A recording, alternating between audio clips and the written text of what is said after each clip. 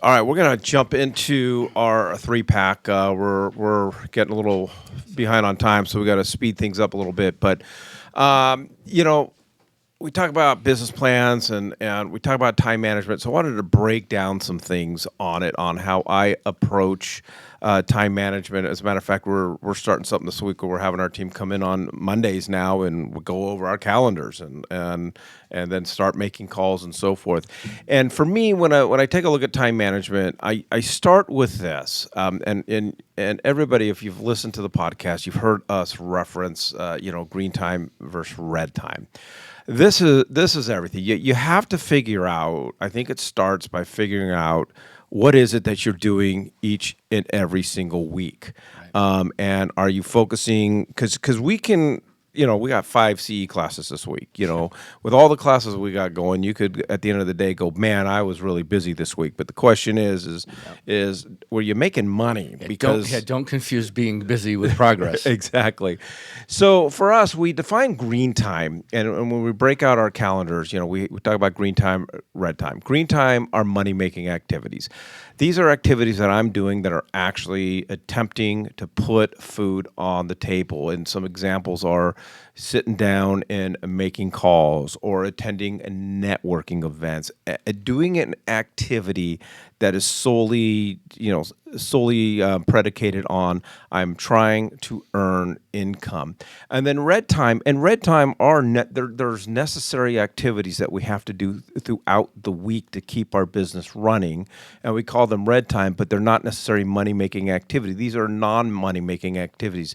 This is I'm posting on social media, I'm uploading documents to my dashboard. I'm putting together emails and things like that. There's a lot of activities that we do. They're necessary in order to run our business. But if we have too much red time and we don't have enough green time, then all we are administrators. And so the question that you have to ask yourself, and I'm going to go through how we do this, but are you scheduling enough green time in your week? When you take a look at each and every week, are you spending enough time on activities that are making money? A great green time activity, obviously, are open houses. And one of the ways that you start that process is, and there's different things you can find online, is I would encourage everybody to do a daily tracker. Like, you journal for a week, minute by minute or 15-minute increments. What is it that you are doing? I mean, you journal everything. And then at the end of the week, you can, it'll tell the tale. Yeah. In fact, I think what people see a lot is distraction time. I think that's really, there are little things that pop up, shiny things. You look out the window. Next thing you know, you're thinking about something totally different. It takes you 10, 15 minutes to get back into your business. There's a lot of things. But, Mike, yes, we have. We've been talking about the stoplight perspective for decades, and red time, green time, and even yellow time for that matter. Here's the thing, Mike. You hit it. You hit my 2025 thing, which was what are the things that give me the greatest possibility or probability of me finding or talking or having a conversation with someone who is actually going to be interested in buying and or selling a home. And of course, yes, going to open houses is like numero uno. And during the week, during the regular business week, it's not like the weekends. You're not holding open houses from 11 to 3 or 4. You're holding open houses from like 1 to 7 p.m.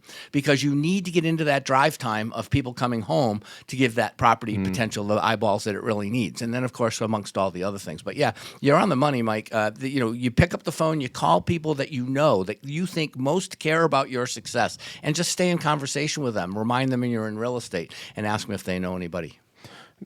All righty. So the second thing we're going to talk about is then time block. Time block is everything. And so if you just are just managing your week by just whatever comes next, you're not really managing your time and you're not managing your week. And so one of the things that we do is we map out our calendars each week with our activities. What appointments do we have? What time do I have slotted to do administrative work? My social media, marketing or whatever the case is. And then am I mapping out time to actually focus on the green time? Because this is the top priority. The more green time you have, the more money that you are going to make. And again, You know, and if I got a block, to your point, if I got a block of 5 hours on Thursday, might as well go do an open house. On my time blocking, each and every day, how many hours a day am I going to be picking up the phone and calling, and prospecting and calling people from my CRM? And so we always tell our team, you got to time block every day to prospect, to call, whether, you got to mix it up. Sometimes it'll be in the morning, sometimes it'll be in the afternoon, because if people don't answer in the morning, then you got to try to reach them in the afternoon. And one of our tricks is if I've time blocked Thursday afternoon from 1 to 4 to prospect, and then somebody wants to go see a house on Thursday afternoon between 1 and 4, I got to go show the house. But I got to reschedule that prospecting time. I got to fit it in so it doesn't go away. Yeah. So use your online calendar. One of the exercises that we use, and I should have put my email address up here, is we've actually created an Excel spreadsheet that breaks out the week, and you can fill in. And what I love about using Excel as you're starting this process is I start filling in the blanks. I start each and every week with prospecting, this time, this day, this time, and so forth. But then you can color code the cells. And so I put in all my red time, put all my green time, and I print it out. And if it's more red, I've got a problem. But find some sort of document, and my email address, I'm going to give it to you, because I'll email you this Excel spreadsheet. And we also created a list of red time activities and green time activities. And my email is mikew@westusa.com. That's mikew@westusa.com, and I'll send that for you. But color code it, use highlighters, pens, whatever the case is, so you have that visual. Because if each and every week you're seeing more and more red time, maybe you're just doing too much administrative duties. Yeah, I'm going to let Nick answer this one, because everybody knows he has so many things he has to accomplish, and he gets them all done because he does this activity. But I just want to remind everybody. Well, he likes crayons. That's why when I go out to lunch with him, I always got to get the kids menu. Thanks, buddy. I want to make sure that we understand that for instance, if you work out, working out needs to be on your calendar. If you have to pick your kids up at school, that needs to be on your calendar. You've got to mix your personal life into this. And by the way, when you say you're going to go to work out on Monday, Wednesdays, and Fridays at 3:00, that's an appointment just like a consumer appointment. You hold true to yourself, because if you're not prepared and you're not in the right frame of mind when that client calls, you're not going to do as well of a job. But Nick, go. I would just say that time management, honestly, is one of the most important things that we don't do in our business consistently.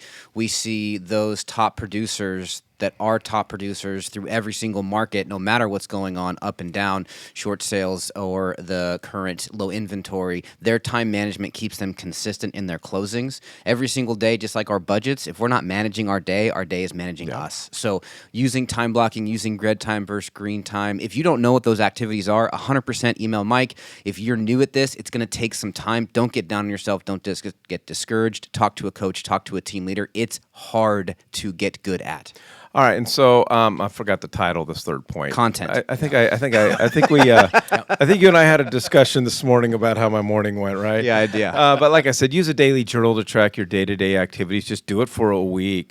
But then you need to identify what percentage of your day and week should be spent on green time. Is it 30%? Is it 40%? Is it 80%?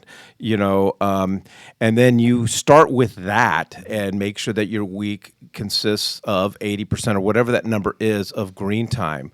And then from there, if you find I don't have enough time for my red time, what red time activities can be eliminated? Maybe spending 30 minutes a day just surfing Facebook, which we're all guilty of. That definitely could be eliminated. That's a great nighttime activity. And then this is where top producers grow, because they realize the green time is the most important point. Money making activities is the most important point. And then they realize, you know what? I don't have time to manage my transactions. So you know what? I'm going to reach out to Nicole, to West USA's transaction coordinator. I don't have time to go out and install now, my signs and my lock boxes. So maybe I'll reach out to Rocket Lister. I don't have time maybe to manage all of my CRM duties. Maybe I'll hire a part-time person 10 hours a week to come and do that stuff. This is where people start to grow. They make sure the green time is there, and then as you grow and as you generate more income, then you start outsourcing. Yeah, and again, let's look at this from the opposite perspective, January 2025 as well, which is what I mean. Yes, you're planning all these different things, but if you don't have business, what are you working on? So the one thing, as Curly said, the one thing, from City Slickers, is you need to find a way that works with the person that you look at in the mirror every single day to go meet somebody new. Some of us, we're not big on going out and meeting people, but guess what? People are not coming into your living room or coming into your branch office looking for you to go buy a house. So you need to find whatever it is that you can do. And by the way, if you are holding an open house, Mike, you and I have said, again, for a long, long time, if somebody's not walking through the front door, you're in a perfect time block scenario. Yeah, you just start calling it. And I always maintain that when I take a look at my pipeline of incoming business or business that I have, in escrow is always 100% a direct reflection to my phone activities and to my green time. And so when I take a look and I say, hey, my pipeline's a little bit weak, I know that I haven't been making my calls. I know I haven't been managing my calendar appropriately. So that is that. Again, so we got some great tools for you. Again, my email address is mikew@westusa.com. If you want some of those, and I will send them to you for free. One last shout out to Claudia over at the coaching department. Please make sure that you get a free economic plan evaluation for you moving forward, and you can meet with a coach. They'll put the numbers into an Excel spreadsheet for you and print out exactly how many people you need to talk to and how many deals you need to close to hit whatever amount of money it is you have to earn this year. Do it.